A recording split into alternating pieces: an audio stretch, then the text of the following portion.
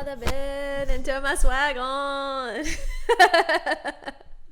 Alright, so yeah, we're back. Hi guys. How are you? I hope you guys are having a wonderful week. For those of you who are new around here, my name is Hassan. This is my beautiful wife, Summer. In case you don't know me. And you are tuning in to the Summer Lovin' Lovin' Podcast. Woo, woo, woo, woo, woo. Okay, Good.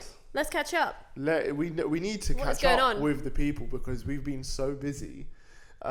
It's been crazy, hasn't it? Too busy to record. I feel like we've been barely home and actually just barely in one place at one time. Yeah, and we've just not managed to actually sit down. But we've got so much to catch you up on. We're so excited. No, for sure. I mean, this is going to be. We've had two sort of big adventures recently.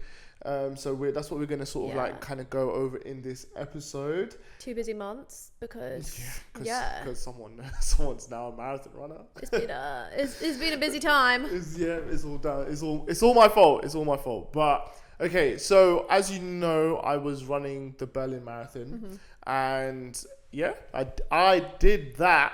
I did it. You ran it. I ran it horribly, but it's okay. I finished. In terms of the run itself, honestly, it was a day to forget. It was not me at my best, and that's okay. That happens. You have bad days in the office, and that's fine. I learned a ton from it, even still, which is always the best thing, is when you go somewhere and you learn. So that was like genuinely like an amazing sort of experience in that sense from the learning side of it. I also learned that basically I shouldn't put too much pressure on myself, and there's just loads of different things in terms of management that I've learned. And on my own channel, Hassan Runs Through Life, I did a whole debrief on that run. So if you want to know about the run specifically and the details of that run, go and check that video out, because I just dissected the whole run and why it went bad and what I've learned, etc. But we have just jumped in, by the way, because I mean, last time when we had left off, we did talk about Berlin quite a lot, especially considering after London you were wondering what your next thing was going to be, and then you did get Berlin quite quickly. And also we talked a lot about kind of you umming and ahhing about whether you were going to do it. Are you glad that you just went for it and did it? Yeah, I think so. Yeah, definitely. Because the thing is, I mean, it's your second major. It's two things. Second major in a year, guys, which is honestly one thing that I do want to say, and actually one thing we have been talking a lot about with our running friends, is that running a marathon seems so common now, which is actually such a crazy thing to say. Running in general has just become so big, which do you know what it is? It's amazing. amazing. It's common in our space. Yeah, in the running space. So like in that space now, because it is so much. It's so common because like it's like running a marathon is like that's that. Yeah, we're all running marathons. But do you know where I actually really felt how big of an achievement it was? It was when just literally this weekend when we were with my family. Oh yeah. Because they can't even fathom it. And also when you're outside the running space, and again, this is not something that's occurred to me, but in the last 2 weeks I've had this question a lot from like non-runners. How long is a marathon? Yeah, there's a lot of people who don't even know the distance. And it's not embarrassing to not know that either. No, not at all. Do you know, like, we were talking about like, it, and honestly, I don't even think, I did not know. I don't think I knew. I'll be so honest, I don't even think I knew until... we started. Yeah, before we started running with Nove. Like, and I've been running for a while, but you know, when I used to do my little 5Ks, I had never thought to myself, how long is the actual distance? You just know that it's... I feel like for me, it's one of those ones bloody where long and very hard. I feel like I knew the distance, but I didn't know... In context, I guess. Like, no. It's one of those ones where, you know, when... let's say, for example, on a random day, someone said, oh, how long's a marathon? I probably wouldn't know it. But if I was... when they told me the answer, I'd be like, yeah. Do you know what I mean? Yeah. So that was another thing, which was crazy. I don't regret it because I raised money for charity, which was fantastic. Roald Dahl's Children's Charity. All of that money has gone to helping nurses who look after seriously sick children up and down the country. So that is like fantastic. Incredible, yeah. In that sense. And I don't regret it because, again, I learned so much. Yeah. And I think the learning aspect is something you only get by doing more. Yeah. Does that make sense? Yeah, So the more marathons you run, the more you're going to learn, the better you're going to become. So it would have just ended up being, I would have learned that lesson later on, and I kind of like it sooner rather than later. But yeah, no, in terms of that, like I said, the race, all of that's on my channel. You can check that out. But the trip itself was still so much fun. Yeah, guys, honestly, I think what I will say is when your friends are doing cool stuff, I mean, obviously I went to support my husband, but also I think I was just so lucky because we had a few of the other girls from Run Club that were also running marathon in Berlin, and because of that, a group of our friends from Nove had gone to support them, and it just made for such an incredible trip. And I think it's the first time, or maybe it's the second, there aren't that many times that Nove's kind of gone worldwide, and like this was a trip where it's kind of taken people out of Wembley for starters, but kind of out of London and out there going to go and support, you know, your friends who are running. I mean, the marathon is such a major thing. It doesn't have to be a marathon for you to be going to go and support your friends. It could be a half, it could be a 10K, it could be whatever. And it doesn't even have to be a race. But I just think it was so fun because, I mean, you got to go through it with other people. So you had other people around you and other marathon runners. But as well as that, like for me, because I was going really for the sole purpose of just cheering. Yeah, cheering and for vibes. That, you know, to have people that are there that are doing the same thing as you, you're all running around after the marathon runners on the day, all running out of battery, first of all. I mean, honestly, if there was any one tip that I can give you, if you're cheering for any race, any marathon, anywhere, at any time, take a power bank because, yeah, I mean, in Berlin, I ran out of charge and I think it was like, I think there were 3 hours potentially of the race still left to go, 2 hours of the race left to go. Yeah. But I think, yeah, it was just so fun because we just had so much... We had really so much time together, we just had a really good time because I think when me and Summer, I think we're the first out of like our little squad to kind of get to Berlin, and we kind of just landed, got straight into the action, went to the expo to collect. That's where you have to collect your bib, in case you don't know. But yeah, like went to the expo, collected our bibs. We actually, I mean, to be honest, I didn't even really want to go around it too much, but then we still ended up kind of like. We did actually go around the whole expo. And then we came back and then we went and did to the supermarket to buy all the stuff we kind of needed. And then it was just like a really good few days. I think for me with Berlin, which I was like kind of shocked to hear about, there was a lot of halal food spots out there. Yeah. And what was ideal was literally right around the corner from our hotel, there was a halal pasta place, which I think I probably ate there like 4 or 5 times. Yeah, the guys kind of like knew us. We actually also took the girls, which was actually really cool. We had like one big dinner together the day before marathon day.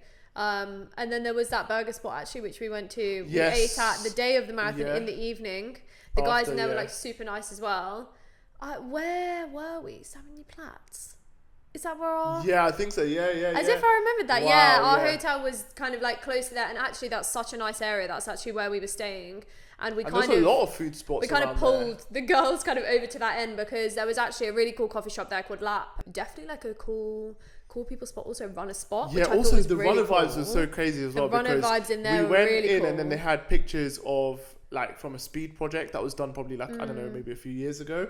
And speed project is kind of like these cool kind of races where it's like a checkpoint race, I think, where you go from one point to the other, and usually you do it in like teams of like 5, usually through very difficult sort of terrain, and you've got to kind of like navigate as a team how to get there, and it is kind of done relay style, so there'll be like one person running maybe like 10k and then they swap over, so you have like a crew in a car that follows the races. But yeah, they had pictures really cool pictures of like one of these speed projects from a while ago, so yeah, it definitely gave that kind of vibe.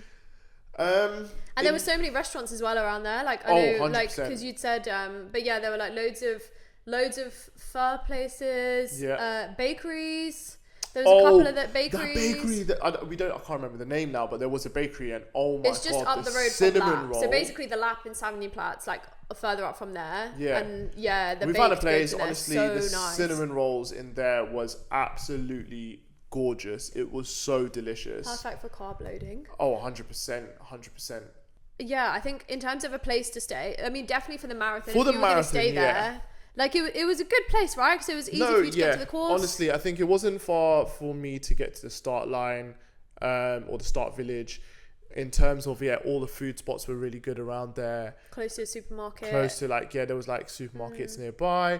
Yeah, do you know what? Where we stayed, so Savienplatz, like that's the name of the station. So around there, really good spot to stay for the marathon itself. But what did you think about the vibe? Because like from the people. Because it's interesting because their culture is very reserved, isn't it? Yeah, and we're very loud. Yeah, I think, well, I don't know, because obviously British people are generally, I mean, a lot of people come to London and even struggle because they sort of say that London's not the friendliest place. I think from Berlin, I didn't really know what to expect. I would say people are very reserved. I don't think they're unfriendly. I'm talking about in terms of like on marathon day, like the girls ended up in like official photos because they were cheering so hard, and we kind of like, the first place that we went to is a half marathon kind of spot, which I think is usually a pretty busy point. I would say the crowds were like not that big at all, and in general just people were clapping more than cheering, like not whooping, not kind we were picking out people's bib names, like any bib name that we could see, we were like yelling out to them, shouting, cheering for them. Was our names on the bib? I can't remember. I don't know. I think it must have been, because I think we were looking at, we're gonna have to check this, but I'm pretty sure me and one of the other girls are still, we were looking and we were literally kind of squinting to just see, because people would be bouncing towards you and you're trying to sort of see their names. We always shout for the girlies. But yeah, I think, I mean, also there were still people running for charity, which I thought was really nice. Which I guess I don't know, because like I think to be know. honest, it's weird because obviously like, I mean, nothing like London. Spoiler alert, I've done three marathons now, but the Berlin compared to like London, it was like the crowds are way more thinner, just not even making any, no one was really making any noise.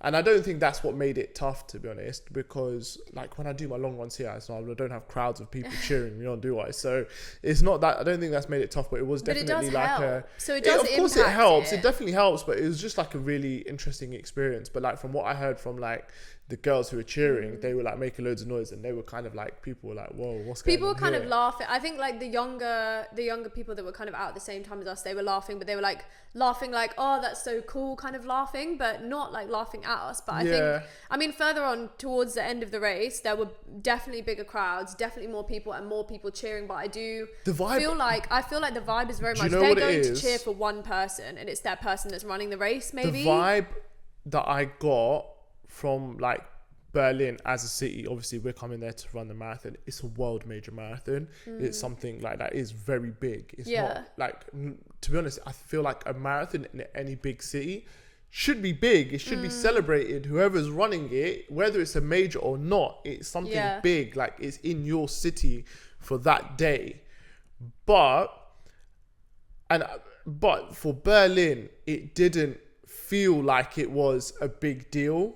Does that make sense? Yeah. Like, and I'm saying this again because so basically we're going to talk about this obviously in a little bit, but I ran the New York Marathon as well. But when it came to like London, the week before, the build up, everything, it felt like everything in this city was buzzing about this marathon. New York was even more so.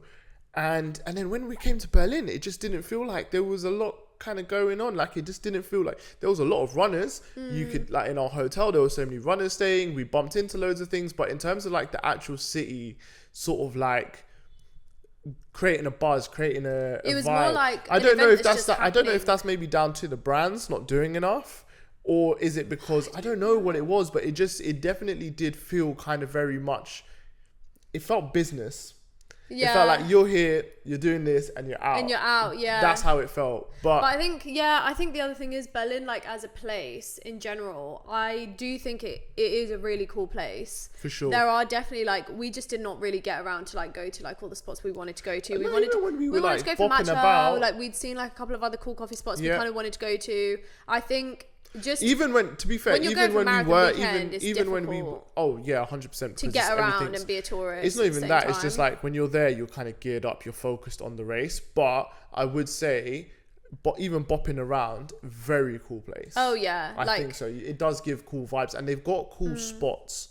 So it might that's what I it's would say. neighborhoods. I think that are like specifically, yeah, like they're specifically cool. Like I think one thing that we did say was like, I think definitely I could see why, you know, if there's a concert or a gig and it's in Berlin, like I can see why people would be like, yeah, do you know what? I'll just pop over there to go because it's a good place to just be and just chill. But yeah, that was Berlin in a nutshell. That was that adventure. It was really cool. One to remember. Drama, I will be going cool. back because I need to rerun that race and redeem myself for the performance. But yeah, really, really cool. For sure. Incredible, but really cool. Okay, so on to New York. New York, make some noise. A last minute adventure. Yeah. Wasn't in our calendar, wasn't in our plans. Yeah, not at all. You weren't even meant to be there. Wow. Wow. Okay, right. So I ran the New York Marathon, which is absolutely insane to say. How did this come about? One of my very, very good friends at Run Club, unfortunately, through no control of his own, very stupidly could not get a visa in time. Nothing. He done everything correct. He's had everything sorted. Didn't just get Esther it. Taking Just their really, time, really. Probably. Yeah, no, it wasn't Esther. But anyway, their whole process, they messed up. They let him down big time. There's just not real any justification for it. It was just really poor. But obviously that bib was there. He was able to transfer it to someone else. And he actually asked around, and then he asked me. Originally, I was actually a no. But actually, after speaking to my mum was like, nah, you can't miss this opportunity. You don't know when that next opportunity is going to come. Yeah. You need to kind of go for it. Really, really encouraged, really pushed, really supported me to go ahead and get it done.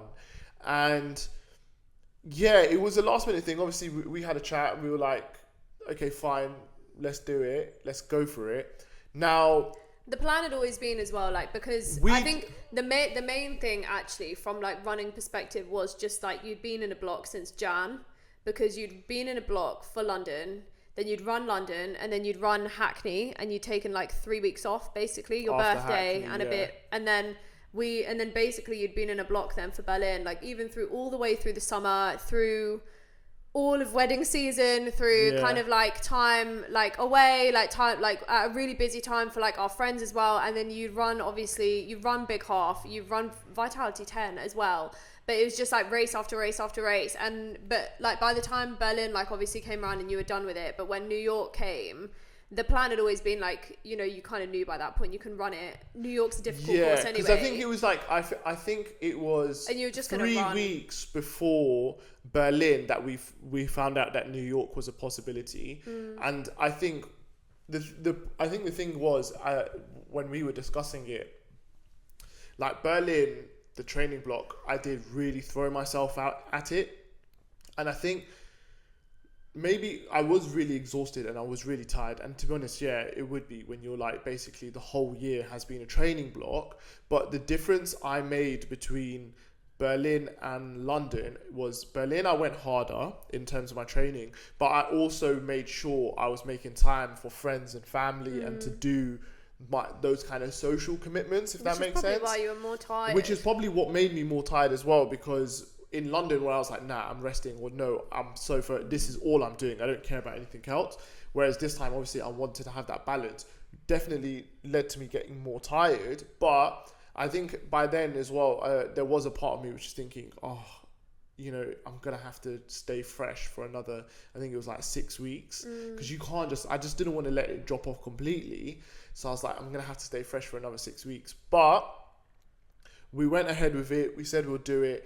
In those 6 weeks, to be honest, I didn't really train super hard. I know New York is very hilly, so I done like loads of hill sessions, and I just kind of tailored just the extra sessions to keep myself fresh tailored it towards what I would need for New York. But yeah, that came up, and then we discussed it. And I think what we said when it came to running, or what we've kind of like discussed as a couple, was that Berlin we were going to do where we both go together. And then after that, we were thinking that maybe it would be just solo trips, just go out for the race, come back, just to like sort of make it more affordable as well, right? Yeah, I think also like it was a bit different because in Berlin, basically, we went for dinner with a couple of the girls, and they and one of our friends, Rosanna, had run like New York last year. No, she didn't run New York. She went out to go and support a couple of others who were running it last year. And I think at that time, I've always just viewed New York as, an expensive place to go, but also a really expensive place to fly to. Yeah. And I think because we just come back from Berlin, we're trying to hopefully get some travel sorted for like really early next year. And I think we were kind of thinking like, okay, cool. I just sort of said, you know what, like I'll just sit this one out. You go and race it, run it, race it. I mean, the other thing is you had like your whole booking was through sports tours, and you were obviously rooming with one of our other friends, Mo. So I was never going to be staying in a hotel with Hassan, bunking with the boys. No. Not happening. Yeah, exactly. Of course. So we were kind of just looking at it, and we were like, it would have been a separate hotel. New York is also, Berlin was so expensive to book a hotel or get an Airbnb or anything anywhere around the time, because it's marathon weekend and everyone's just descending on the city. And New York was very much the same, because I think even when you were looking at the hotels in general, because we did consider it, we were like, oh, maybe I'll come. Yeah, because what I did is before I'd even sort of like confirmed, I kind of looked at it as like, okay, cool. So if we'll do this, and let's say I take over that booking, but then book a separate hotel for me in summer. And then what would that kind of look like? And it just looked really unachievable, which was why we just kind of agreed. But like I said, we kind of just had this sort of agreement, like Berlin was the one that we would do together. And then after that, like if we could both of us go, fantastic. If not, like it would be sort of okay for, I think also because I knew you were going with Mo. Like you weren't going on, you were never going on your own, in a sense where obviously, you guys were going to go together. But much to my surprise and much to my benefit, because I'm always, it's always more beneficial when Summer's there. Yeah, she popped beneficial up. Beneficial or fun? Huh? Beneficial or fun? Both. Or memorable? Both. Or amazing. All of the above. Incredible. Stupendous. Like all of those words. But yeah, Summer just literally popped up out of the blue, and all I can say is that it just blew my mind completely. I was so confused about what the hell was going on. It was like, I don't think I've seen you speechless since, I don't know. Never. I'm never speechless. Wedding day? I don't know. Like, no. I actually I can't remember a time when you've been I don't think I've ever been surprised like that to that level. I don't think so. Like, I think it was like, do you know, like, it's just so funny because, I don't know. It was just incredible. Like, even now thinking of words to describe it, it just doesn't really put it into context. And everyone was like, how did you not know? How did you not know? And the thing is that we never discussed it. It wasn't like a potential, or maybe. It was always just like, that's not rolling. Not happening, it's not happening. And obviously because, like, for example, when we went to Berlin, and usually with all of our travel, I'm in charge of all of this booking, right? I organize all the bookings, I do all of this sort of stuff. So I've done all of it, like for New York. So and I was also looking at it for us both to go, and it wasn't really working. But summer was really, really sneaky. So in terms of the trip itself, I was doing a similar one to Berlin. Flew in Thursday. I was flying out Monday. I flew in Thursday, landed really quite late. I think it was like 8 p.m. I think by the time I got into the hotel, we're looking at like 9 o'clock. We dipped. I met up with Mo. We dipped straight out. We got some food, and then we went back because I was like tired. And what I was trying to do was to adjust to the time zone. I'd stayed up in the morning, and then early morning, I woke up, and then I stayed up throughout the whole day, throughout the flight. I forced myself to stay up the whole flight. So then by the time I got to the hotel, eating everything, I was really tired. And then I slept, and then I just woke up normal time. I didn't really get disturbed in the morning, and then I woke up in the morning feeling fresh, and I was good to go. Do you think you didn't get jet lag the whole time you were there? Nope. I felt good. I think no, actually, there might have been a bit of jet lag on Friday because when it got to about 4 or 5 o'clock, which is late in the UK because it's about 4 or 5 hour difference. 10 p.m. So your usual log off time. Exactly, my usual time shut down, and I was feeling tired, but it wasn't like oh my god, like I need to sleep. It was, you just feel a bit like lethargic, kind of controlled kind of like tiredness. But then what I did is I got up and then I just went for a walk, and then after that I was fine. Yeah. So that was good. So basically, essentially, I was there Thursday, doing that, and then basically Saturday comes around, and this is where all the chaos started to ensue from my point of view. So what happened is I woke up, went to the shakeout run, had a great time at the shakeout run, met Coach Bennett, who Summer is obsessed with. If you don't know, Coach Bennett is an icon, a legend, all of the above, everything. Yeah. He was there. He essentially coaches on the Nike running app, but he's like the OG coach, the coach of all coaches. Yeah, right? he's hosted the Nike Run Club's podcast as well. If you guys, I think it was Nike Training Club podcast. Yeah. But anyway, honestly, Coach Bennett to me is running. Like when I actually first started running and properly running when I was probably still at uni, I think, I used the Nike Run Club app. I don't even know how I found out about it, but they have coach runs on there. And now there's so much more because it's evolved so much. They've got stuff with Headspace, which is really amazing as well. But yeah, I sell this app like I'm an investor in it. Because no, she honestly so she bigs up amazing. Coach Bennett so much, right? But anyway, amazing. So I was at this shakeout run. I've met loads of cool people, some people from London. I've met Coach Bennett.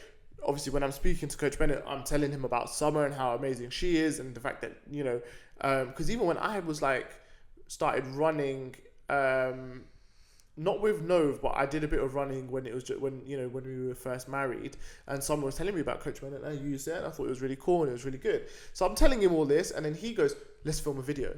So I'm like, "Cool." So we filmed this video so I can send it to Summer and obviously gas her up to the max, which was really sweet of him to even offer to do that. We do this. Now, I finished the shakeout run and I see some messages from Summer asking if I'm all good. I'm like, yeah, cool. And then I was like, oh yeah, hung out with this person as well, which is it was cool for me. And then I was like, oh, and check this out. And then I sent this video of Summer. This video for Summer from Coach Bennett. He actually said, I have a surprise, which is so anyway, because I have a surprise. You had the big surprise. Anyway, from there, me and Mo, we've dipped from the shakeout run. We've gone straight to brunch. Now, this is where everything goes mental. So we sat down at brunch now, literally about to eat, and then I check my phone, and I see Summer's read my messages, but she's not replied, and I'm like, what? I've just sent you the sickest video and you're not replying. I was like, that doesn't make sense. So I typed back saying, why are you ignoring me? Read straight away. And then I see Summer typing and then that disappears. And I don't know why, but I just bugged out at that point. And I was just like, someone's stolen her phone. Because I don't know why, someone stolen her phone. And sorry, the reason actually why I came to that conclusion is because I was sending messages and then they weren't going through. And I was trying to call her, she wasn't able to, it was just going straight through to voicemail. So in my head, I thought, I don't know why I came to this conclusion, but I thought someone had pitched her phone. She was walking down the street. Obviously, we live in London, it happens all the time. She's messaging and then yoink, it's gone. And I was trying to think of what's happened, why she's just randomly dropped offline. It's in the middle of the day in London, in UK time as well. So I'm thinking, what is actually going on? And my mind was just really spiraling. I was proper stressing out. Super funny. My watch was even telling me, you're stressed, do some breathing exercises. Yeah, which Garmin's was so hilarious funny. For that, honestly. That was so funny. I actually even took a picture of it at the time as well because I thought it was funny. High. Anyway, I'm calling my mum, saying to my mum, yo, I'm worried about Summer, she's not, I can't get through to her, da da da da da. It was my mum's birthday on that day as well, shout out to you, mum. And she was like, oh, she's coming over for dinner tonight anyway, so she's meant to be here in about 45 minutes or whatever, so, when she's here, I'll tell her to call you. in my head, I'm thinking, I don't even know if she's gonna even make it to you on time, because what if her phone's been stolen? Gone. If her phone's been stolen, she ain't getting there in time. So I'm like really thinking, and I was so close to calling people from Run Club and trying to see, because I was thinking, who could I call that would actually come to the flat and check on you? Like, that's what I was genuinely thinking, right? And anyway, I was meant to go to some other places with Mo, because we had like stuff to do to get our, this is Saturday, day before race, to prep. But I was like, my phone was low on battery, and I was like, just not really there. So I said, listen, you go, I'll catch up with you. I'm going to go back to the hotel, charge my phone. I go back to the hotel, put my phone on charge, and then I'm just like doing stuff to just keep busy. Because obviously nothing's going through. And then my mum and everyone's just basically like, oh, just wait, thingy. So I'm like, cool. And then basically my phone's fully charged and stuff. So then I was like, cool, I'm about to step out. As I'm stepping out to carry on with my day, Summer messages me, and she's like, cool. I'm messaging her, and I'm like, oh my God, like, I'm so worried about you. What are you doing? What's going on? Da, da, da, da, da. And obviously Summer's like filling me in, like, oh, I was doing this, and my WhatsApp was bugging, and my internet was bugging, and I turned my phone off. And then she goes, I turned my phone off for a bit, right? I'm thinking, who turns their phone off for a bit? But basically, I didn't scrutinize any of this, because in my head, I'm thinking, oh, she's okay, she's fine, no need to worry. And then my mind went straight back to preparing for the race. So I met up with Mo. We went to a panel talk about the course and like what to expect on the marathon course. And then I got my shirt printed, went to Target, bought all of my stuff for race day breakfast, everything like that. And then we went out for food. So like, it was never really like, I'm not fixated on that anymore, because I know she's fine. Anyway, basically, when it comes around to dinner time, we buy some pizza, we get to the hotel, and then I was at the hotel, and then I sat down, and I said to Mo, I was like, oh, like, I'm really missing Summer. And he's like, oh, like, bro, like, don't worry, man, we'll make it fun, and like, we'll still have a great time. And then I'm like, yeah, I know. Mo. I was like, not enough. I was like, nah, I know we're gonna have fun and stuff, but obviously, like, I just wish you was here to experience all of this amazingness. Then I'm like, you know what? Before I get into bed with my pizza and stuff, I'm like, I'm gonna have a fresh shower. I just want to feel good. So I get in the shower. When I'm in the shower, I started deeping the messages she was sending as her reasons for not being able to communicate. And I was like, nah, man, that's not deep thinking in the shower. Yeah, I was like, this is not adding up. I was like, there's something going on. I was like, when I get home, I'm gonna ask her just some more questions, because I was like, just thinking, what were you actually up to? I was like, is there like a surprise or something? But like, I was like, yeah, I need to ask her more, because what do you mean I turned my phone off for a bit? Like, that's the thing that was really like, I was not buying that, because no one does that. Anyway, come out the shower now. I'm about to tuck into my pizza, and then Mo's like, yo, let's go. And we need to go downstairs to speak to sports stores people. I was like, fine. Go downstairs. In your pajamas. In my pajamas. Okay, yeah. So I was in my pajamas, but basically, sports store's desk is literally right opposite the elevator. So in my head, I'm like, I don't mind. I get out of the elevator now. There's no one at the sports store's desk. So I'm like, bro, you're up to... I was like, something's fishy. Then I see him recording on his phone. Something was fishy.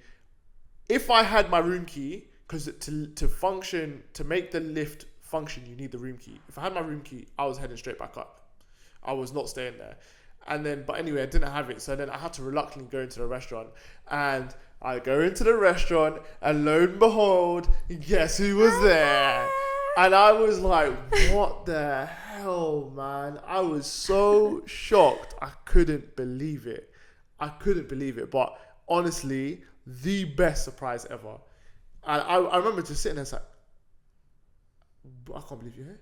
I can't believe you're here. Literally hands on his head, guys. Literally. Hands on your head. Absolute shock. So yeah, hands on your head shock. And I'll be so honest, guys. I mean, first of all, shout out Mo, because he was honestly to probably have had to deal with you all day, in a sense where, like, not that you're difficult to deal with, but like someone who is stressed, who, you know, first of all, to talk down someone who's stressed, but also someone who is stressed about something that you literally have no control over. It's not like, oh, I'm freezing and I'm freezing cold, and, you know, I can get you a layer, or we can buy you a hoodie, or we can do do you know what it is? Like, it's not something that he had any control over.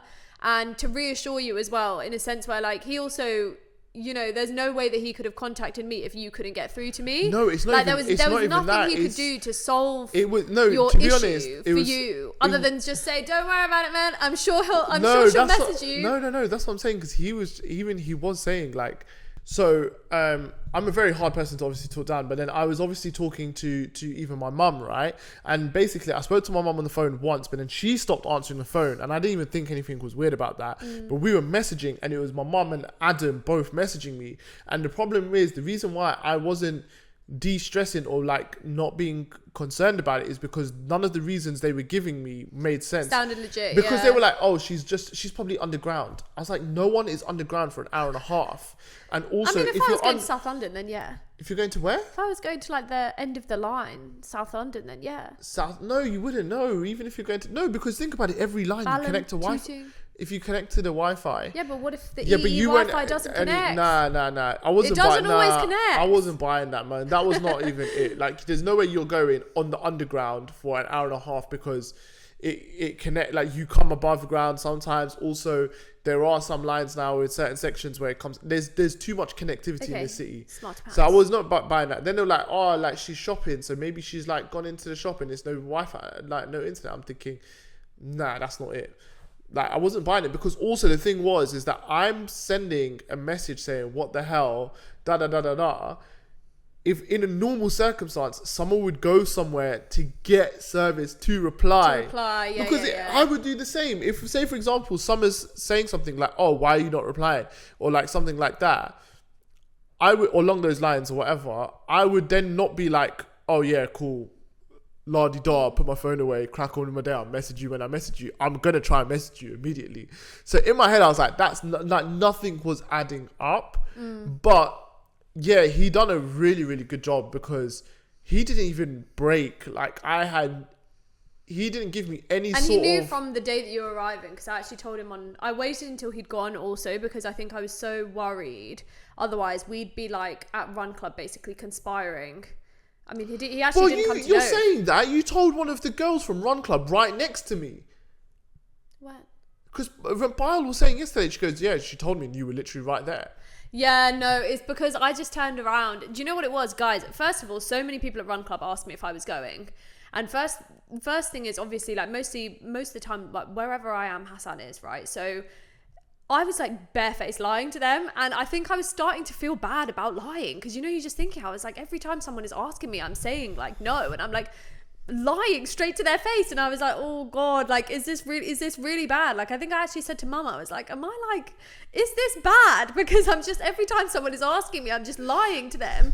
But basically, obviously, like, also the nearer it got to the time, the more people were asking me, and they were sort of saying, like, obviously the week before, like 2 weeks before. To be fair, I'd told people that Monday, because a couple of people had asked me, and that's when the other thing is, you have to understand, like, the closer it got, the more excited I was, and obviously the more excited you are, but do you know the what? more you want to tell people and share it with you've people. done well, because the issue is, I mean, I obviously said, and the other thing is, like, I mean, credit to anyone who credited, obviously, because I told Bile and you were so close, but also I told like one of our other friends, I told Nigel that same day, I think. No. Do you know what it was? They both, I think as soon as they hear it, they go silent. No, I would not even. It's nothing to do with telling people, lying, this, that, the other. It's just one of those things. If you told people, like in thing, it's not necessarily that someone would have blabbed or whatever. There's just an increased chance of an accident. Yeah, it's not even that. I so think it's you just... were good to just keep it quiet. Yeah, because but also the funny thing was as well, the number one question, like, everyone asked when I even like announced that I was going to do New York and I'm going to do it. Everyone was like, oh, so like, oh, you guys going together? And I was like, no. And everyone's like, what? And we were just like, yeah, like, it's cool. And we'd explained it. So then it was funny that people then still were asking, like, oh, still, yeah, I think a lot of people just were thought that, oh, we would just change our minds anyway. Yeah. But I think, so that was, I mean, that was one thing, because basically the other thing was, there was like a bit of drama, because I basically booked my flights and actually forgot about my Esther. One of our friends actually reminded me. Thank God she did.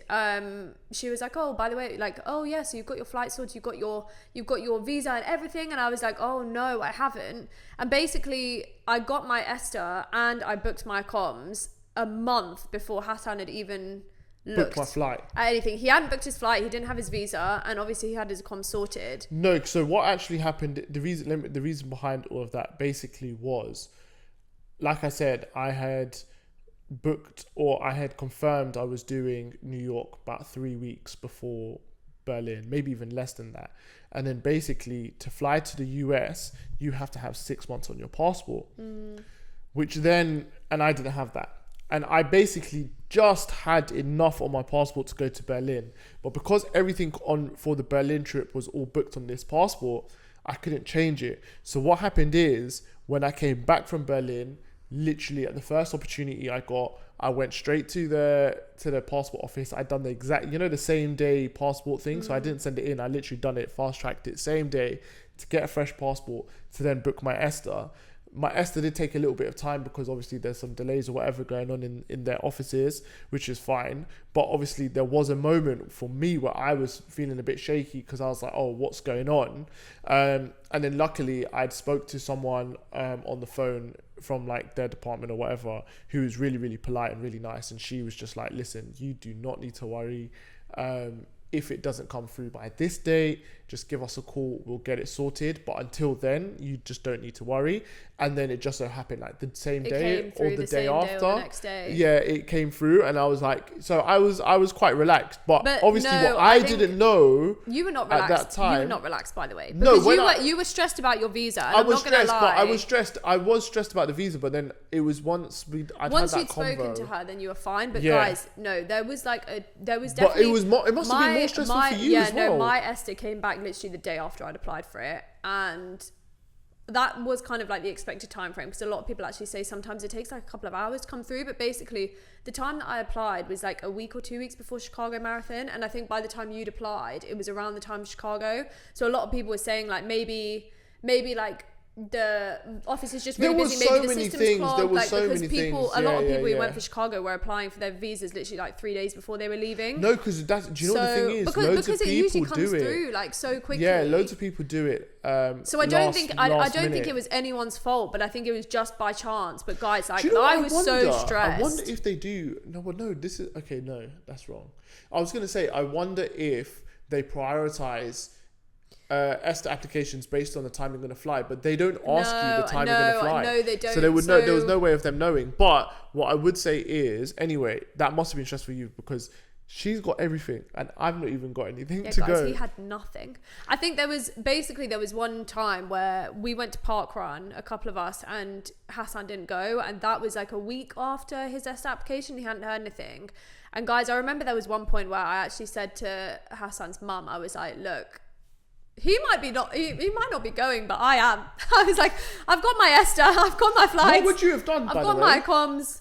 Obviously, I wouldn't have gone. Like, there's no way. Imagine you didn't get into New York Marathon and I'm just like, see ya. That would have been mental, wouldn't it? That would have been... Would you have told me, though, that this is a surprise? No, I would have told you. So, okay, fine. I would have told you, by the way, I had flights booked. I mean, the thing is also, I also got really lucky. We had, like, some Avios saved up. And honestly, Yeah, that's how we worked. That's how we worked Avios basically is like...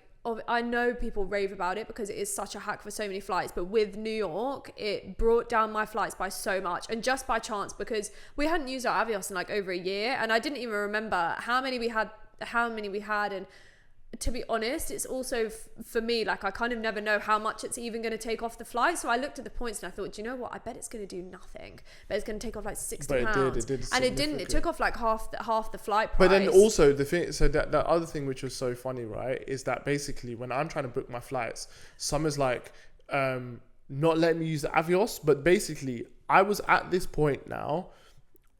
She wasn't even letting me. She was just being long about sorting out the login, but she was at work, so she was busy. So that's why I wasn't really questioning it too much. But I was at this point now where the flight prices were already expensive for me. So they were going up. I just need to book. That's all I'm thinking. I need to make a booking.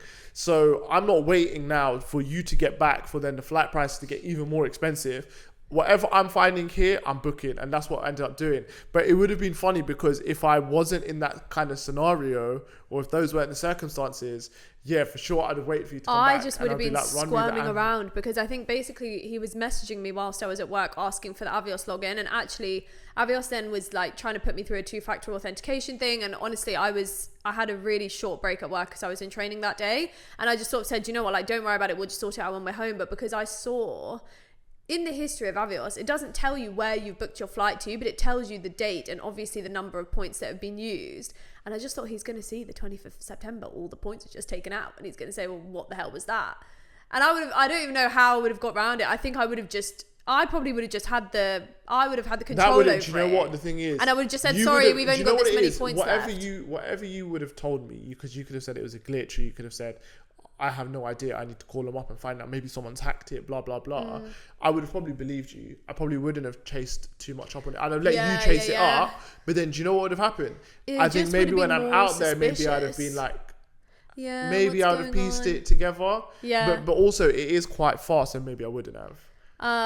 So with all of that chaos on my side going on, what was going on for you? Like, what were you thinking? Well, so basically, guys, so let's just like fast forward. That was like probably like a week, 2 weeks before the marathon then. And basically the night before the marathon, I went out with one of our friends. There was a cool like sample sale going on. So I went to that, and I was thinking to myself, look, I'm gonna come back and it'll be like 7-8 p.m. and I can just pack my little bits and then I'm gonna go, because I was only gonna take a carry-on. Guys, I got back at like 10 p.m. Then I needed to shower, wash my hair, needed to pack. I ended up going to bed around like 1:30, maybe almost 2 a.m. I was also watching Daisy Jones and the Six, so maybe that was influencing my speed. But basically, I was up late, and then I was messaging Hassan because he was up, obviously, because it was 5 hours behind New York. So I was just like, oh, like, I'm really tired and I've been up because I've been watching my series, and I'm going to have a lie-in tomorrow and I'm not going to set my alarm. And guys, if I don't set my alarm, okay, I can sleep. To be honest, someone can just sleep in. I was like, oh, maybe then he'll think I'm asleep till 1 p.m, 2 p.m. Anyway, got up the next morning. My flight was like 10:30. So I got up, got ready, got the train, and I think before I was on the flight, I knew it was way too early to message. But I think basically I got on the flight, absolutely buzzing, obviously, absolutely, like, I cannot explain to you what it feels like to know that you're doing something like that, and it's just the most insane surprise. Obviously I was messaging then like mum, and I was messaging Hassan's brother, and obviously I messaged my mum to let her know that I was flying out my sister. And actually quite a lot of people from Run Club knew by that point, because on the Thursday that Hassan had flown out, I got to track, and a couple of the guys were giving me grief, asking me why I wasn't going to New York. And then obviously by that point, I knew he was gone. I knew the people that were there were not going to say anything. And that's when I said, well, actually, guys, I'm going. But obviously, don't say anything because, and I couldn't say anything because he didn't know. Yeah. So got there, got on the flight. And then basically 3 hours in, I've watched a couple of films, and just out of curiosity, just checked if there was Wi-Fi, because I thought, I was like, do you know what, maybe I'll just check in. And because I knew you had a really busy day on Saturday, so I thought, I'll just check in and then just, pop up, pop down, that'll be it. Anyway, so had a bit of in-flight Wi-Fi because BA have got their free Wi-Fi, and messaged Hassan, and that's when his messages were coming through about like what they'd been up to. They'd been to the shakeout, he had a really good time, and then he'd sent me this video, right? Guys, at that point, there's still another 3.5 hours left to go. So it must be 4 hours into the flight. We actually hit turbulence, and at that time then the Wi-Fi just disconnected. It just was doing that classic thing where your Wi-Fi on your phone looks like it's connected. It's actually not. Your messages were actually all coming through to me, but I just could not reply. I was sending them and they were just not delivering, and obviously I'm getting there, why are you ignoring me? What's going on? And I had no idea that the video was of Coach Bennett. You okay? So I don't know what I thought it was, but it was just not loading. So obviously I'm messaging just saying, by the way, like, everything's fine. That's when I started saying like, oh, sorry, my love, I'm out for coffee. My phone's bugging out. First of all, also, my WhatsApp has bugged out. Girls, when your phone is running out of storage, your WhatsApp doesn't even open, okay? And you've been with me a couple of times and that's happened. So I sort of thought, oh, maybe he's going to think it's that. So by then I was saying my WhatsApp's bugging out, blah, blah, blah.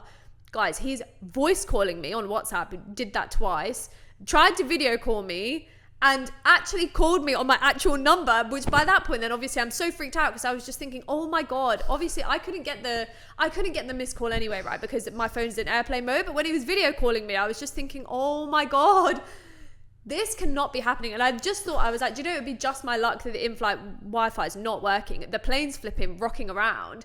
And then actually by some miracle, the video call picks up and then he sees me on a plane. Yeah, I would have been like, sorry, I'm like on a really like on one of the new London buses. I don't even know how I would have played that. Like, I would have had nothing do you know what the thing is? You could never answer that call. That it would never. The cover would have blown. Secret would have been out.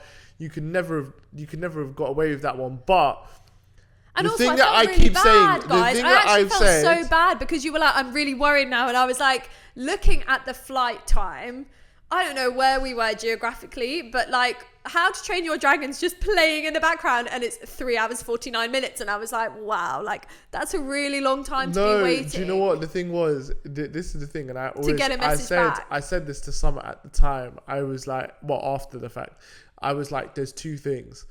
One, if you didn't open the message, if that message with the video, you just didn't open it, I would never have thought anything. I'd have cracked on with my day. That whole fiasco would never have happened. But you know, it's crazy. But what you should have done is you know, like when you, when you sent me a few messages and we messaged a little bit, you should have turned off the Wi-Fi then, because then no more messages could go through. And then again, I would have just, I don't think I would have thought, I wouldn't have deeped it. The reason why I deeped it was because of that video. No, because the video you and would open, I started typing, but the second is because you typed and then it didn't go through, and then it went to nothing going through. And then obviously that for me is like, hold on, what is going on? Something's happened here. Sneaky. Whereas if let's say, for example, if I sent the video and the other messages or whatever and they just didn't go through, I don't think I would have thought about it too much. Yeah. Right? I'd have thought, because you turn your data off as well. Summer's an absolute fiend for doing it. She just turns her data off. It's the life of a pay-as-you-go girly, okay? Yeah, but you're not pay-as-you-go. The data. Yeah, but it's ingrained. I don't care. Anyway, literally, anyway, it's fine. You have unlimited data, so you don't need to do that. But anyway, she does that. So if those messages, I thought this woman's just turned her data off. And then in my head, I would have probably thought, yeah, when she puts her data on again, I'm going to roast her for it. Yeah. But like, I wouldn't have thought anything. But obviously, you can't control any of that. Like, it's just one of those ones where there's so much going on, you just can't do anything.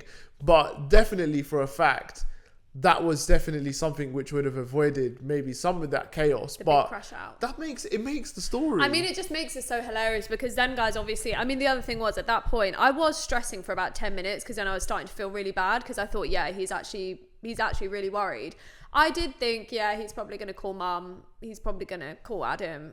I didn't really think much of it. I kind of just thought, well, whatever. I mean, there's literally nothing I can do now, right? And also then the plane's just rocking around. I'm just obviously praying at that point because I'm just a bit stressed out. But I was also so shattered. I was just like, you know what, whatever, I'll just sort it out. The 3 hours is just going to zip by. He's going to get busy again and he's just going to not be bothered. Anyway, landed. The first thing that I'm doing is obviously like activating my eSIM and trying to connect to the Wi-Fi at Newark Airport and going through obviously security. And everyone sort of says, you know, you kind of, security just in general, I mean, you can't have your phone out. You're obviously not meant to be like doing anything, talking to anyone, doing anything like that. And also it's the first time in going through US kind of border force. So I was just like obviously quite anxious. Yeah, like overstimulated. And like I was just so stressed. Obviously, as soon as my Wi-Fi comes, you know, on, I'm basically in the queue then to go to talk to the customs officer. And I am getting buzz after buzz after buzz. My phone is literally pinging non-stop. And it was Mum, it was Adam, your little brother, it was Mo. Yeah, everyone, and then it's Hassan. Where are you? What's going on? I'm really worried. Why haven't you messaged me back? Blah, blah, blah. Literally all of this. Mum was just like, by the way, Hassan's called me. We've spoken to him. This is what we've told him. And then Adam, bless his heart, is messaging me with all those yellow caution emojis. He was like, read this, everything in caps. Hello, we've told Bai that you're in central London. We've told him you're buying makeup. We've told him that your phone ran out of battery, that you had no signal. Then you've got in the underground. Then you're coming to us, and it's going to take you 45 minutes to get here. And then maybe you don't have any data, and then maybe something's going on with your phone. And he was just like, just make sure you say all of this and stick to the story, blah, blah, blah. Anyway, obviously, then by that point, Mo is just messaging me because he's cracking up. He was like, yeah, this man is so stressed. We went for pancakes, and all I like radiating stress. He was like, just let me know, like, hopefully you've landed safely. Let me know when you get to your comms. Let me know where you are, blah, blah, blah. Because I think after, do you know what the problem is? I think after that chaos, it was probably all plain sailing for you guys. Yeah. Because it was like, because by that point then I knew like, oh, I mean, to be honest, like, at that point then I know you're fine, so I've gone back to focusing on the run, and then also you're then just coordinating with Mo as to where to pop up. Yeah, I mean, the only thing that I would say was I was giving my fingerprints, guys, and my phone was still buzzing, and I was so like anxious, on edge, but like obviously like so excited. And the guy behind the desk, he was fine though. He was like, so chill. He was asking me like where to go out in London and all of this, and in my head I was like, I need to get out. I was like, I need to go. I need to like drop my bags. You know, also like you've had such a long flight, you want to get dressed and whatever. And obviously, why am I telling this guy to come to How Matcha in Marylebone?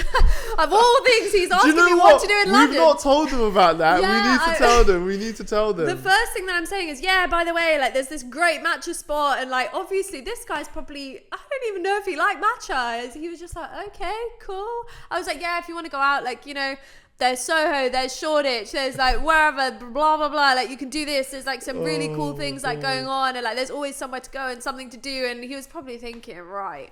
Anyway, so got out of the airport. I actually missed the airport train, which was a bit tragic. And but you made it. The thing is, but I made it. Got back to my comms. Basically, guys, it ended up being, I was staying in Brooklyn, so like from Newark, I think it was like 1 hour 40, which to be honest is not really shocking because Newark Airport's like quite far out from the city. So like got in, got back, found my comms, actually went to the wrong place, which I think I told you. Yeah. But yeah, dropped my bags and freshened up. You've done that quite a few times recently, but anyway.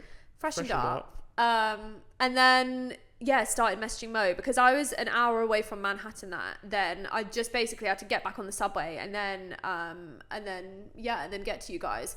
And probably in the time that it was taking you to get over to us, we were darting around because we went to a few different places. Yeah, because my original plan was, guys, Hassan didn't take his wedding ring, and I basically convinced him to leave it at home. And because I was like, yeah, you're not going to need it, and you know, what if you lose it, or like, you know, blah blah blah. Yeah, and then her plan. Anyway, my plan was to turn up at a restaurant because they were supposed to be going to this pasta place, and I was going to turn up, sit down next to him, and say, "Oh, did you forget this?" and pull out his wedding ring.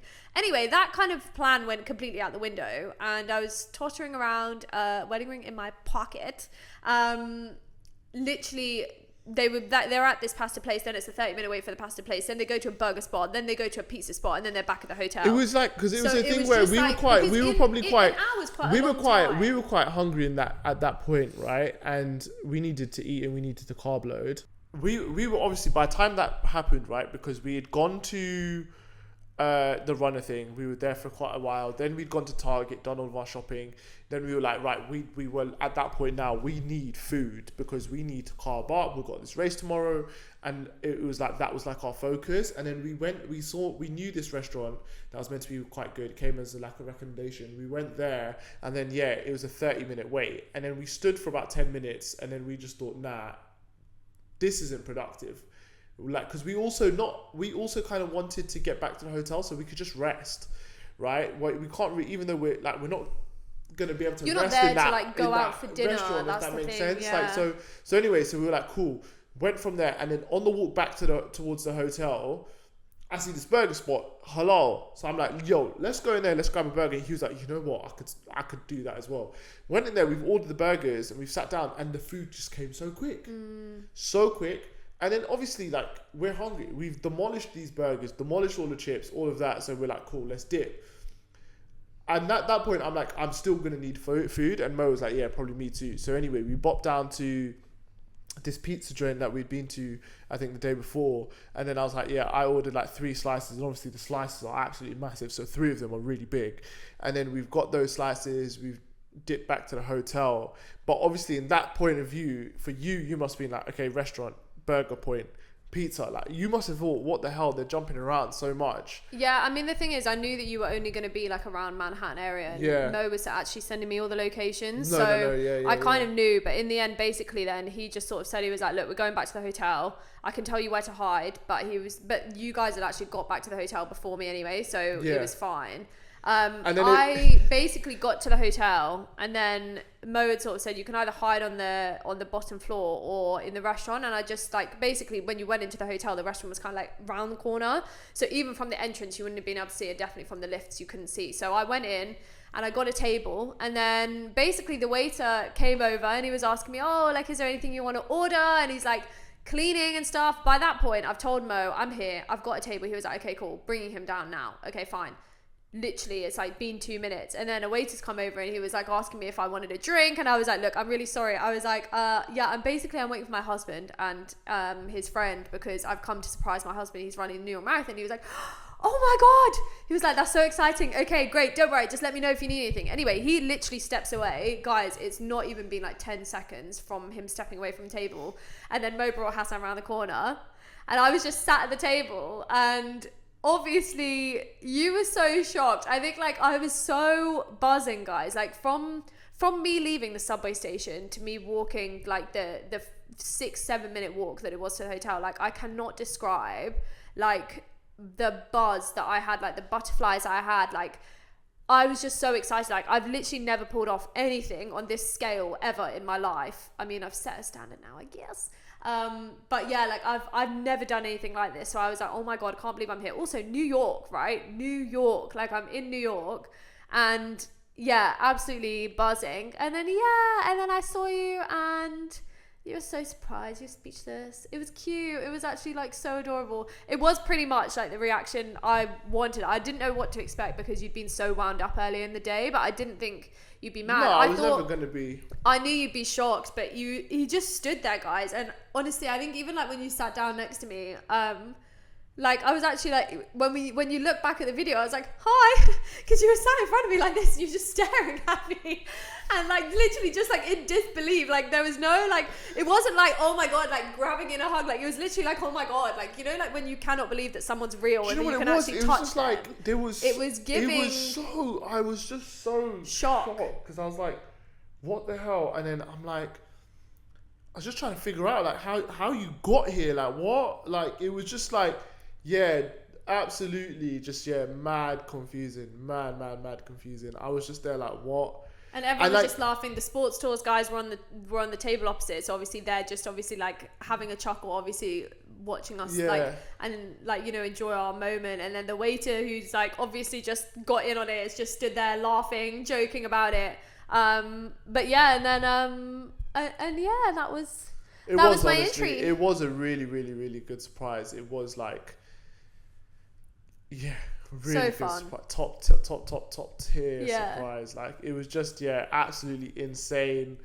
And just in time for the marathon, honestly, because I mean, I'm sure, like, you know, if you're planning anything like this, like, I to be honest, my flight got in at 2 p.m. and for me, I did think, I was like, you know, that allows for like any delays, any issues, anything. Like, I don't know if the trains are cancelled or if I have to get a cab to the airport and it takes ages because I get stuck in traffic, like whatever it was. Because yeah, I mean, some people fly in on flipping marathon day. I mean, a lot of people were asking me when I said, oh, I'm flying to New York to surprise Hassan. People were asking me, are you going to surprise him on the course? And I was like, guys, I'm not that sophisticated. No, we did speak about it. You could have quite easily have done that. But I'm glad you didn't, because the thing is, I would have been so confused, and I think that would have just, even though I wasn't racing New York, I was out there for the vibes. I think it would have really thrown me off. You would have been doing equations in your head as to like, I'd have been like, when I got there, like, I think I'd have been like, what? And I think then maybe that afterwards, then I probably would have been a bit more annoyed than excited. Whereas I think also because of the fiasco in the daytime, when I was like, got back to the hotel with my pizza and stuff, and then I was like just about to get in the shower, I did say, I was like, I am missing her. And I think then obviously literally 10 minutes later, you're there. Like, it was absolutely incredible. Insane. Absolutely incredible. Like, definitely the best surprise. I've got a lot of work to do. Yeah. But it was fun. I've got a lot of work to do. It was cute. I've got to get my revenge. And it was the best yeah, it was the best way to like just be there and yeah, planned out exactly how I planned. Yeah, exactly. Yeah. Honestly, smash. Okay, so New York Mara. Oh, yeah, okay. Yeah. Cool. How was it? Because that was pretty much it, guys. I flew in and then we had, you recovered from your shock. We had a little walk around. I got some pizza and then, headed back to Your hotel. basically just to sleep. And then I was. And then it was race day. It was Race day. Honestly, I'm not gonna lie, guys. The New York Marathon was absolutely incredible. It's all I've been saying to everyone. Hands down, I mean, it is my third major. So far, the best major I've done. Unfortunately, I love London. London is my city. It's my place. I rep London to the max, but we've got to learn from New York, man. New York is mad. In terms of the course, it's very, very, very difficult. Yeah, because everyone actually says like it's very, very hilly. Tough. And the reason is that you've got hills amongst the course, like on the roads, but then you cross like 6 bridges and each bridge is basically a hill, and some of those bridges, they are very big, very large, and you're looking at like a mile to 2 miles. It even starts going up a bridge because you literally start on Staten Island and you're literally crossing over to Brooklyn. They start on Staten Island. Not Brooklyn, is it Brooklyn? Yeah, you're crossing over to Brooklyn. Yeah, and yeah. That hill going up is long and it's difficult, and that's at the start. And you'll see when you start and you're running and you're getting up to the top, there's people stopping to walk already so early on into the race. In terms of my goal for that, I was like trying to work a negative split, but what I was doing is working a negative split at very easy paces for that I can do, because I just wanted to enjoy it. My main thing was to enjoy it. I wasn't trying to race. I wasn't trying to PB, nothing. So that's what I did. I did that negative split, but I did it at a very, very easy pace for me, and I achieved it. It was successful in terms of doing it. Obviously, because it was an easy pace, then I didn't really struggle with any of the hills. All of it was very, very manageable. And it was good weather. The weather was perfect for once. I wasn't running in like stupid sub-Saharan weather, like I wasn't in the desert. So that was like honestly amazing. And over everything, the crowds, the fans, I was going to say the fans, they were like they sounded like my fans, the way they were cheering my name throughout the race. It was unbelievable. I think even when you saw me at mile 11, you've not seen me in a marathon look like that before, have you? No, and like I think which is because I mean, where have you seen me? You've seen me at mile 23. So in 21. London you were mile 23. Yeah, but at Berlin I was at half. We were at half marathon. It was 21k. Yeah. Literally okay, sorry, I'm getting the miles confused. Mark. So in London, which is 13 miles. So in London, you were mile 23. In Berlin, it was mile 13. And you were struggling actually in Berlin at that time. But I think like in Berlin, actually, we saw like basically you weren't actually struggling physically, but mentally, like, I mean, it was so hot, first of all, but also like mentally, you kind of thought you'd let your pace go. And actually, when we look back, like he actually hadn't. But I think in New York, until like obviously, 25. But obviously, I wasn't thinking. Obviously, in New York is different because I wasn't thinking about pace. You weren't trying to stick to be honest, London, really. I wasn't. London, when I saw you, I wasn't in a bad way either. Because the thing is, it's not that you were just so close to the end of the race. Like you would have been tired. Yeah, I'm not surprised. Sure. I was not expecting. I don't think I saw anyone at mile 23 who had a spring in their step. Like you've run 23 miles by that point. Yeah. So, but I think to be honest, yeah, Berlin's obviously an anomaly because it was just a bad day in the office for me, mentally more so than anything. But New York was. But New York, obviously, I was a vibe. So when you saw me at mile 11, because the video is like quite sick, because I'm like full of energy. It. And then even at 17, when you saw me at mile 17, I was like, I was still in good nick. And basically, guys, I went to mile 11, and then I went to it was supposed to be between 16 to 17, but 17 basically. And then I headed down to mile 24, which is Central Park. So Williamsburg, Brooklyn is miles 10 to 12. Always, basically, in terms of like places to spectate, there are so many places you can go. But in terms of like that, I hit towards mile 11, because if you kind of go towards further kind of like earlier, everyone just says it's such a mad crush, because it's the first time that the runners have seen, you know, all their supporters. Basically, it's the first place that people can go, so it does get so busy. But that mile 11 marker was just the perfect spot.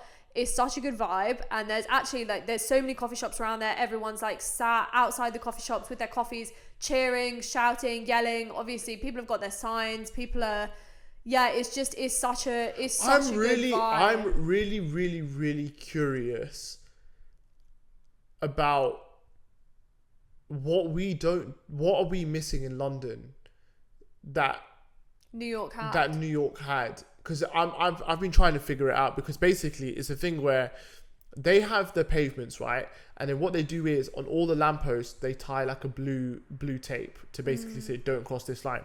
Do you think they listen? No, they are over that line. They're on the road. The road becomes so narrow, but they're like so much energy, so much cheering, and they're not even in your way. Like, it does get a bit tight, but I never felt like, oh my God, like, guys, you're doing too much, I can't run here.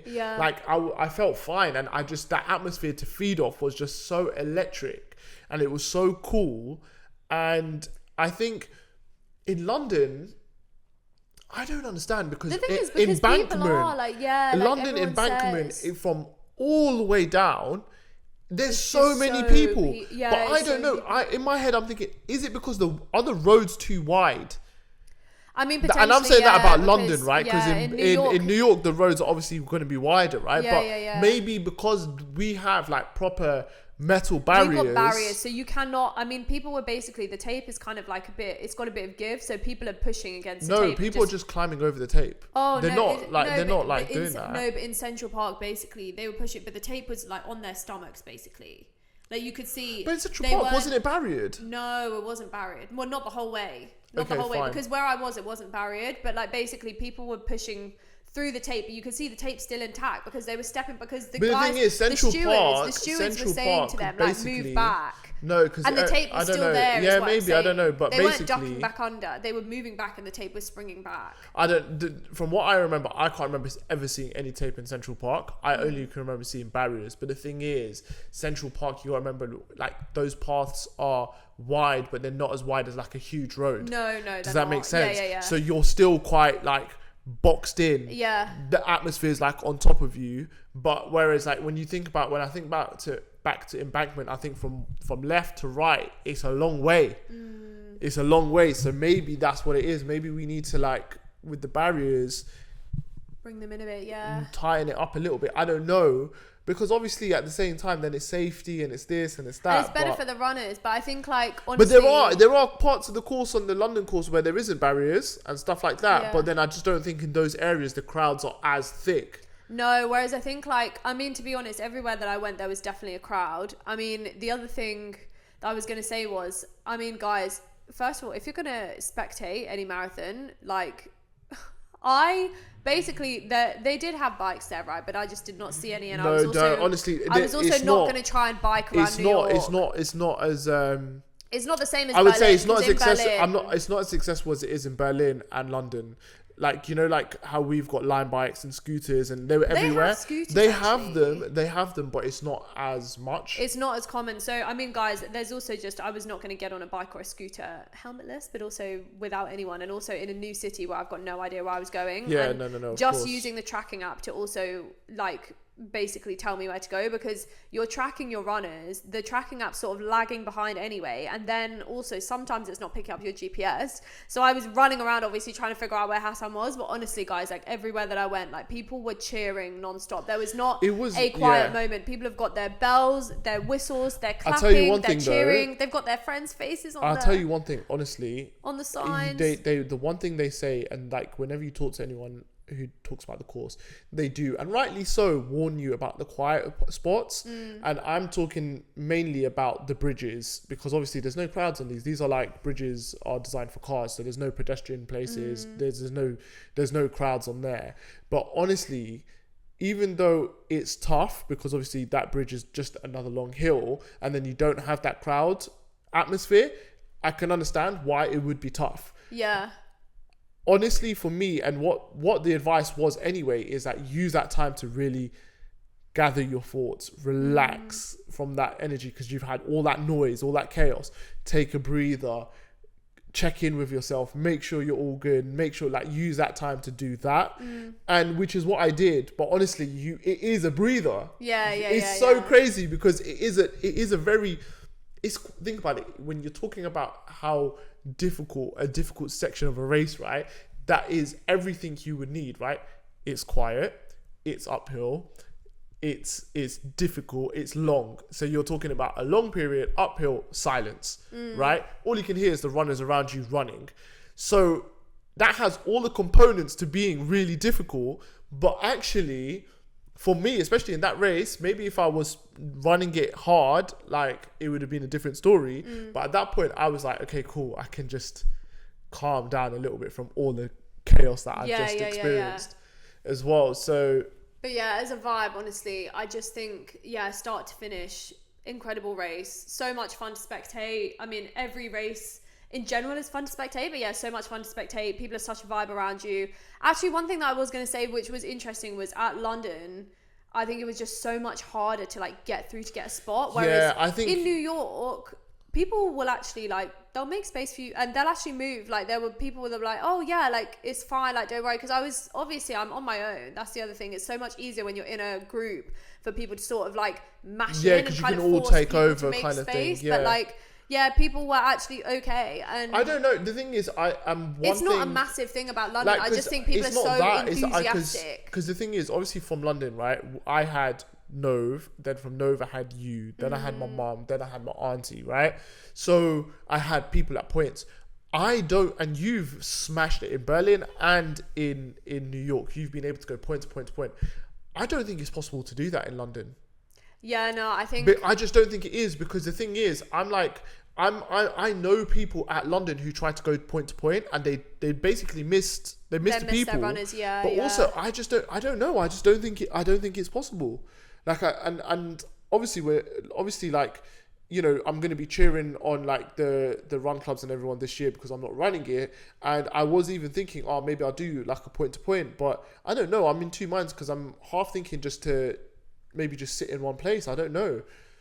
Yeah, I don't know. I think to be honest, I can't really say much about London because I didn't go point to point. I literally just went to the finish after that. Well, I mean, you were meant to go to mile 13 and then from mile 13 to 23, but you couldn't even get to you couldn't get to 13. Yeah, no, so that's why you went to 23. Busy, but I mean, New York also, the only thing that I would say was it actually was on the subway. It was like a crush because just to get onto the platform and then to get on from the platform onto the train. I think also they did have like closures and suspensions that day, which not really too helpful because then you're missing out like 3 stops and that's like 13 blocks. I've also just realised as well, I'm pretty sure I should have got free travel on the subway with my bib. Yeah, you should have, yeah. And I don't think I used it. I think also the day after, I think, because it said commuters commute for free or whatever it was. No I'd seen way. On the subway station on the Monday.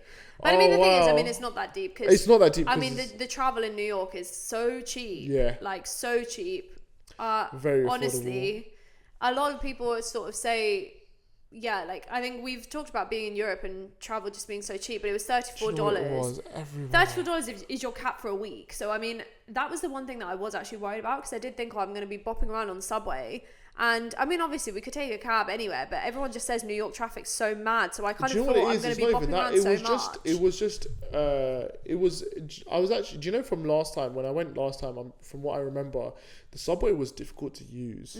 Like, it wasn't expensive, but I felt last time I found it hard I remember you saying to get around. It is, to be honest, to like this time I don't know. To get your head around it, it is a little bit because I don't know if this time, from where I was staying, it was easier. Maybe, yeah. But from last time, to be honest, we had it this time as well. I don't know. Maybe I was just a bit more clued up. I can't remember because last time the difficult part was exiting the station where I wanted to exit the station. Yeah, Does that make sense? That is one thing that I do think because they'll London have one station. Because you've got exit 1, 2, 3, 4, whatever. But the thing was, for me, that I found difficult was mine was like an entry point. You know, the day that I was going to the airport, the last day that I was there, I was so tired and I was on my own, and I went into the same entry into the station 3 times before realizing, oh, actually, because obviously in London you can just go across, up the stairs and across, and that, but you actually have to get out and then cross the road and then go down to go the other way, the other entrance. So I think there is definitely, it is. I don't think it's like super easy even still, because there was times when we were like on the train and we're like, are we going in the right direction? And you're like trying to figure it out. But it felt easier than last time for sure. For sure. But yeah, no, definitely. So that was marathon day. Got your medals. 100%. So New York, what are we saying? As a city, what are we saying when you're going back? Do you know... When are we going back? When are we going back? Honestly, because that is legit. Yeah. Do you know what? I didn't expect to feel like this. Well, do you know, it's interesting to me because you've been there before, whereas I think like... No, but I've been there before, and I've been there twice and previously. Had a great time. And I've had a great time both times. Loved even the city. Even this time, like you weren't... I don't think you were that excited about going to New York. I think it was more like going to New York to run the marathon. No, do you know what it was? It felt... No, I don't even know. Like, it just felt like... I don't even know if I was super excited about the marathon itself, because a lot of like the marathon, like from that I was kind of getting was, it's a tough course, it's hard work, it's this. Yeah. So in my head, I was just, in my mind, all I was thinking is like, have I got the minerals to even survive this? Right? Like, that's what I was more sort of looking at. And I was even more looking at it in terms of, because I've done loads of the touristy stuff over there. In my head as well, when I'm thinking about going over there, I'm like, yeah, I'm not going there to do tourist stuff. I'm going there, I'm going to eat loads of food, and I'm going to run the marathon, and I'm coming back. Obviously, like, no clue that you're coming and stuff like that. And so I wasn't even thinking about all the cool stuff. I did want to go to obviously an NBA game, which we were lucky enough to go to. That was it. That was all I was kind of like really like interested in. Yeah. But then obviously as soon as I got there, and obviously I don't know, it was just like such a vibe of a city, and it was just so sick. Yeah. And then all of a sudden, it just went to not having enough time. Yeah, like I mean for me also, like I was only there for, it's like literally 2 and a bit days. And one of the days is marathon day, guys. Like honestly, to even just try and do anything touristy is obviously, it's not happening on that day, because that is your main event. But like, I mean, we did go to an NBA game in the evening. We went to the Knicks for playing the Bulls, and that was like an amazing experience, because for both of us, that is literally, that's like almost a bucket list. It was something we've been talking about, like since we got married. We said we were going to do New York, and we were going to go from Toronto. New York to Toronto, and then go and watch the Raptors. Actually, so our plan was, because obviously, even, I mean, it is still like our thing. It's obviously just taking a bit of a backseat at the moment, not necessarily because of running, but just life in general. We love to travel. We had all the trips and we've done loads of traveling, like, you know, alhamdulillah, like while we've been married, we've done so much traveling, and we're so lucky and so fortunate. But we've definitely got this thing where we just like want to tick the countries off. So our thought process was, okay, yeah, we fly over to New York, and then because we're on that side of the pond, it's not far to go to Canada, so we can go to Canada, tick that off, and then obviously in one of those cities, Toronto Raptors, and then you got the New York Knicks, we can catch an NBA game. So that was like definitely like a bucket list tick off moment, and we got to do that. So basically after the marathon, we got changed, got showered up, and then we headed straight out. And it was actually and it was so Madison fun. Square Garden as well, honestly. It's just it was really cool.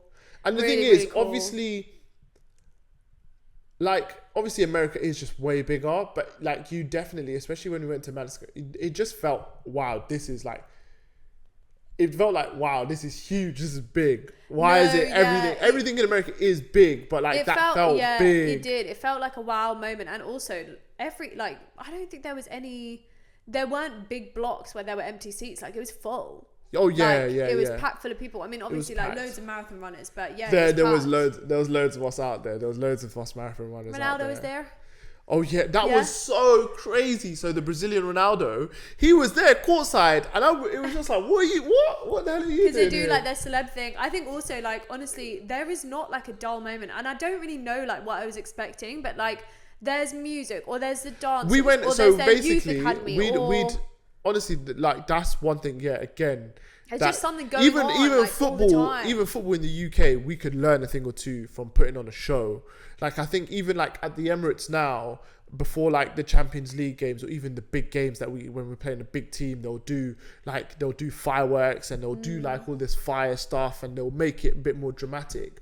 But genuinely, they I do think they could learn something about, maybe from the entertainment side, I don't know. But the problem is also, I mean, also they get the crowd involved, I would right? also Because say they do the t-shirt shots, they get everyone to make the noise. The thing is, like, I would say point the camera at the people. differences with football and basketball is that there's a lot of stops. Yeah, like in so basketball, breaks. like when there's a timeout, there's time that, that's a stoppage. Like they can keep the crowd engaged while that's Can you going imagine on. someone's taking a free kick and then they're just panning the camera around the crowd to They whoever's wouldn't. waving Nah, they hardest? couldn't. Like, they they just could couldn't not do do it. that. It's They not like couldn't that. do It's not like that because the corners get taken quickly. It's not. It wouldn't go down well. I think the only time that they could do it was maybe pre-match and maybe half time. Yeah. But like the thing is, so we basically like it happens sometimes. It's normal when you finish a marathon. Like, I'm not necessarily starving or hungry straight away. Sometimes I am feeling a bit queasy because obviously I've just had so much gels and stuff like that. So obviously it's important to obviously rehydrate and stuff like that. But obviously just from the chaos and me, how I was feeling, didn't really eat too much. We had like some chocolate milk, which is always a great way to like replenish calories and just get them in quickly, but didn't eat properly. So we were like, okay, cool. First quarter, we're going to go grab some pizza, which is another thing. The food selection there was insane. Absolutely incredible. Yeah. There was so many different cuisines. Again, need to bring that into the football stadiums 100%. But anyway, grab this pizza, but I felt like we missed so much because we got back and there was all this stuff going on in that. It was only a short break between first quarter and second quarter. It was only a short break, but I felt like I missed so much because I was leaving and I was hearing all this music and everything. But yeah, really. But cool. yeah, so no, the basketball side of things was sick. The city in itself is just like, I don't know. It's just buzzing. Like, honestly, guys, like I have like, when I was younger, basically my law with New York was always that I was just so convinced I was going to go to uni there. I don't know what it was. I was just so convinced. And then obviously grown up, watched Gossip Girl, you've got all of the films that like, they romanticize New York so much. And I know like a lot of people sort of say like, when a place is like romanticized and you travel there and like you can be so underwhelmed.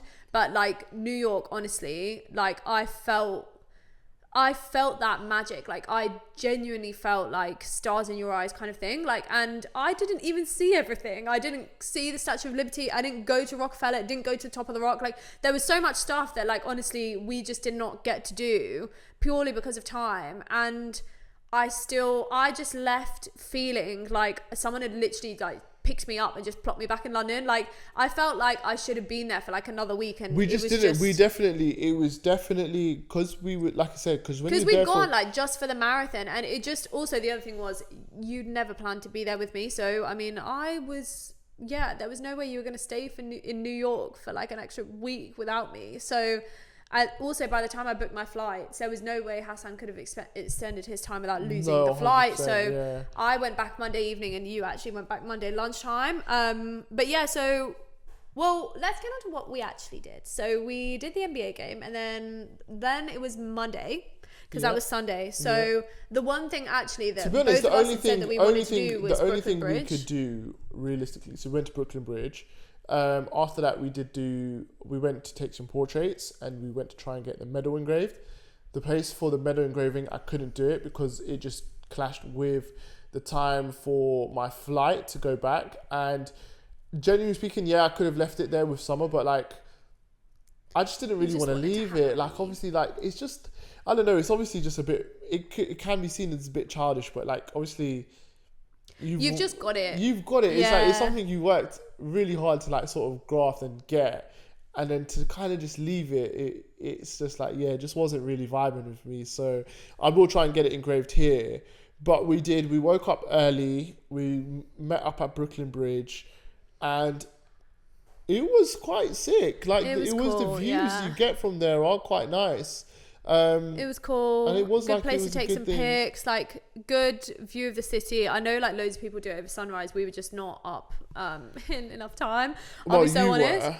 Yeah, I was, but I think we just didn't. And then these guys got off at the wrong stop and then went the wrong way. And God knows what was going on. We just had a fiasco in the morning because what happened is I think also because you guys had to check out. So we didn't. I think originally what we were planning to do was just get up and go, and then come back and deal with the room and check out. But then basically I think we just woke up and we just thought, nah, let's sort all this stuff out. And then when you've packed all your stuff and you're sorted, then at that point you're just like, let's just check out. There's no point in keeping the room. So I think obviously we delayed our exit by doing that. But then basically, we got on the train and we were only meant to be on there for one stop, but then accidentally went one extra, which actually took us into Brooklyn. So we were meant to go so imagine you're meant to go this way and then down, and then Brooklyn Bridge is here, right? And that's the bridge to go across. We've just gone straight across to Brooklyn. But then what we've had to do now is exit the train station. We've then had to go up across the road to get back into the train station to go to the other side. And then again, because you're going back across into Manhattan, it's a long stop. It's not a quick one. And then basically then on the way down, we then accidentally got on, it was like the 3, 4, 5 or 6 or something like that we could have got. And we got the one train, so we got the right train, but we got on the one train which stops at every single stop. Where there's other trains which basically skip stops. And if we'd got the one that skips stops, we would have been there way quicker. So it was just a bit of a fiasco to get down there, but we made it. And then what happened on Brooklyn Bridge? What happened? Do you want to tell that story? So basically, obviously, I'm not traveling with my ring, right? But someone's bought my ring and then I've put it in a safe place. But then because I'm not really thinking about it being on my person, I've forgotten it at the hotel. Obviously, we've checked out. Our bags are now in the luggage room. So after all of the hard work that I did, carrying your ring cross country, I decided to leave it in the hotel. You lost it, you left it. No, I didn't lose it. I left it in the hotel. Didn't lose it technically. Left it in the hotel. So we're now on the bridge. I've now realized, and I'm like I'm crashing out basically, and I'm like calling up the hotel. The hotel aren't answering the phone, which is winding me up now because I'm like, bro, you're a hotel, answer the phone. Anyway, we're like taking pictures. Obviously, we're in the middle. Now, basically, in New York, in like the touristy sort of locations, one of the little hustles, the street hustles, is there are amazing people with SLRs, like proper photography cameras, and what they do is they will snap pictures of you, but you obviously got to pay them some dollar for the pictures, right? Now, I know about this, and I know that they're just trying to hustle you. And one of the ways they rope you in is they'll take a candid, really nice picture of you, and then they'll show it to you, so you're then sucked straight in. But obviously, someone doesn't know about this because someone's not experienced this, because the main place that this takes place is on Times Square. She's not even been to Times Square yet. So we're on Brooklyn Bridge. I'm sort of panicking. Mo's there, doing his own thing. Summer's like there. This guy's come now, take a picture of someone, showing someone the picture, and someone's like, oh, look at this, look at this, look at this. It was a really nice picture. And it was a really nice picture, but someone's like, look at this. And obviously I'm like, agitated now, right? So I'm just like, he was fuming. So I'm just like, no, come over here. And like, I'm taking someone to one side and like, I'm trying to move us. And I was like, not interested. And I've turned around. FYI, I did go and apologize afterwards and say, look, sorry, brother, like, we're just not interested. And I just said, sorry, I've lost my ring. Like, that's why I didn't mean to be short with you. Because that's what I felt like. I felt bad afterwards but then I'm taking some over. And someone's like, yeah, but those pictures are really nice. And then she couldn't understand. She couldn't understand why I'm like, just deading this guy off, right? Because what is it? You thought he was doing a hobby or something? I thought, you know how people train spot in England and that's their thing. And they just go out and that's what they're doing. You thought this brother was out there taking pictures of tourists? I thought he was just taking pictures. Yeah, people do it. People do that. Anyway. People, photographers, filmmakers, videographers, the people with the visions, like they go out there and obviously whatever. And then he's showing me the picture and I thought, first of all, great picture. Second of all, I actually said to him, yeah, you're really talented. At that point, Hassan's literally steering me away. And I was just like, what is going on? And then the funny thing is, when I explained to Summer, like, yeah, they're going to charge us money for those pictures, so we're not doing that. And then obviously someone's like, Oh, and it was like the penny just dropped and she's like, oh, like, okay, cool. I just didn't clock that that's what was going on, but that was hilarious. And then No. obviously by that point, Hassan's still really stressing about his ring, but there was a happy Nah, ending. it was because fine. as We you got can to the see, hotel. The ring's on his finger. We got back. One of the ladies had gone in and done a sweep of the room, and yeah, they're incredible because I mean, there's just always a chance. You just never know. Someone could sweep it up and put it in the bin. There's, Yeah, definitely. We've left things in hotel rooms and not, sure. not remembered. The thing is, it's just, and it just puts you in such a tough spot. But yeah, we were on edge. It was all. I was on edge for a bit, but it was fine. It was all good. And honestly, we just needed more time. We needed more time out there, but who knows? Hopefully. Well, guys, Mamdani's been elected mayor, so we got to go back now. I think like it genuinely. Yeah, I've been re-looking over like all the TikToks that I had saved and all the places I have so many notes, guys. It's not even that. It's not all even, of the places we wanted to go to, things that we wanted to do. I was even looking up. It's not even about working doing, for like, my company in the US. It's not even just like it's just literally not even about doing stuff out there. We just want to go and we just want to chill and actually like go and experience it rather than like, I think because the experience that we had was obviously we're going to go and do a thing. We did that thing. We've come back. So I think like now, I mean, potentially I'd happy to go and like literally just chill. Yeah. Just chill and go out. and like have a good time and shop because maybe instead of Oz we go to New York and Toronto. Not in Jan. It'll be end of Jan. No, it'll be too cold. New Yorkers, New York and Toronto. Tell us what's going on. No, I'm pretty sure everyone said no. Even the New Yorkers say it is like so cold in New York. We're not afraid of cold. We went to Copenhagen. It was minus 11. Do you know what I mean? We'll just pack some coats. But yeah, New York. We're not going to be. Actually, you've always said New York in the spring is really nice. So maybe. Have I? Maybe because didn't you go in spring last time you went? September last time. Oh. And it was really nice. Yeah. So, well, anyway, we'll be back. Let's see. I think one thing it has, like, this trip has really, like, woken up the travel bug inside of us because like I said, we took a break. It's been a bit of a while. And we just had other priorities. It's not even that. Just last time we did a big trip, like it's just the way that it's worked out because also Berlin it was a small trip. Like we went and we did go for marathon, but the last time Berlin is also like so close. So I think like the last time we did a long haul flight, we're going somewhere, it's far and it's a big deal. Was Turkey. Yeah, it was Turkey, and before that, it was our honeymoon. So like, because in between we've done little trips, and like they've been, you've not stayed that long. Like when you're staying somewhere for like three days, it doesn't count. It's not really long enough. So I think, so we've got to go back, but we're making some plans. We're making some plans. We're cooking, and we'll fill you guys in on our travel plans and what we're getting up to. But yeah, I think it's a really exciting. It is like a really exciting city, but it just felt like a really exciting time. And it was a great way to round off, to start November, but to like round off like October. I mean, and also to round off for me, marathon season. Year of running. Yeah. Like it's insane. Like it's just insane to see where I've come in my journey with it. It's just 3 incredible, marathons honestly, this year, 3 half marathons this year, 3 majors, 2 10Ks. 2 10Ks and 5K as well. Like it's just amazing. Insane. Really, really proud of what I've achieved, and I'm really excited now for next year, for what I've got cooking and what we're gonna do. Really, really excited. Yeah, really exciting. But you should be so proud of yourself. You've great. done like some incredible things, had some amazing experiences, like raised so much money for charity, and you're an incredible runner. So well, getting there.